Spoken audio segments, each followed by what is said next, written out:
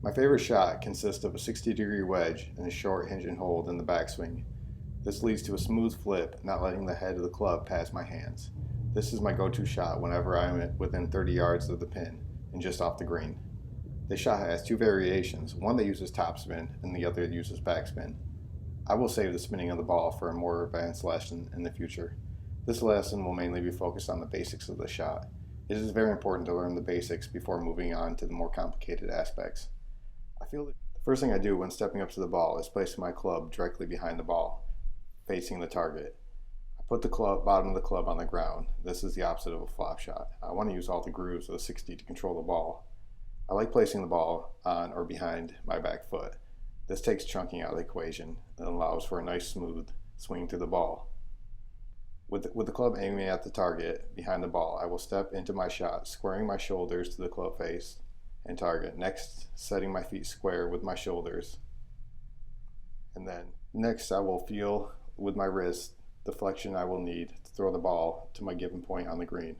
I will look at that point on the green and practice my swing behind the ball before setting back up one more time, squaring my shoulders, making sure everything is square to the target, and finally swinging at the ball.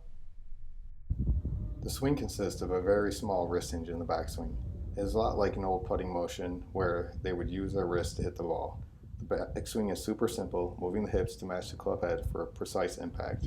The tempo is smooth and slow as it has no real effect on how far the ball travels. The tempo is the baseline for the shot. If the wrist didn't move at all, the ball would travel 6 yards or so. The distance comes from the small wrist impact into the ball. The toe of the club just points up at the end of the backswing, setting the wrist for the distance to send the ball. On really short shots of 10 yards or less, the wrist moves about 10% and the tempo carries the ball 90%. The downswing is moving the hips back down towards the ball with the club attached to the hands. The hands get past the ball back to original setup position before the wrist hinge into the ball. The club becomes perpendicular to the ground just after the ball to keep your body down and not moving offline. My main focus on the downswing is catching the ground just beyond the ball, so no divot is taken, just moving the bottom of the club through the grass.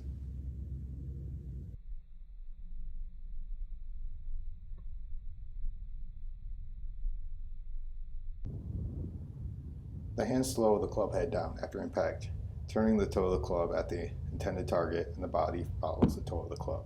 It is important not to let the club head get in front of the hands. The clubs will finish with the toe pointing towards the landing spot of your ball. This is the greatest part of this shot. The ball will always fly in line to where your toe is pointing at the end of the shot. This is why a smooth, slow tempo count. This allows just consistent strikes into the ball and allow you to control the toe to finish exactly where you want the ball to go.